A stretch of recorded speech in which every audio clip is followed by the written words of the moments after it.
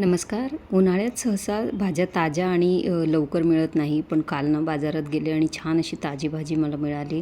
तर भाजी घेऊन आले आणि तुमच्याबरोबर ती रेसिपी शेअर करावी असं मला वाटलं.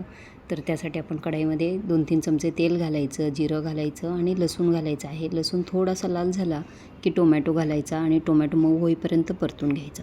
त्यानंतर ना हिरव्या मिरचीचा ठेचा टाकला आहे मी आपल्या चवीनुसार. तर काय होतं, उन्हाळ्यामध्ये ना हिरवी मिरची अजिबात तिखटच नाही आहे.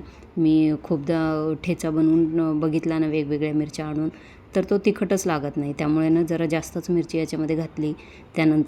त्यानंतर थोडीशी हळद घातली आणि निवडून धुवून घेतलेली आणि बारीक चिरून घेतलेली करडईची भाजी घातली आहे आणि छान मऊ होईपर्यंत मीठ घालून ती भाजी शिजवून घेतली. आता भाजी छान शिजली आहे, तर मला एवढी भाजी पूर्ण पातळ करायची नाही, तर थोडीशी भाजी सुकी काढून घेतली आणि त्यानंतर भाजलेले शेंगदाणे आणि पाणी घालून नाही का छान वाटण तयार करून घेतलं होतं. तर ते त्याच्यामध्ये घातलं आणि थोडंसं पाणी घातलं आहे शिजण्यासाठी आणि थोडीशी पातळ अशी अंगरस्याची भाजी तयार केली आहे. तर अशी झटपट भाजी ही तयार होते आणि डब्यालासुद्धा तुम्ही अशी भाजी बनवून देऊ शकता.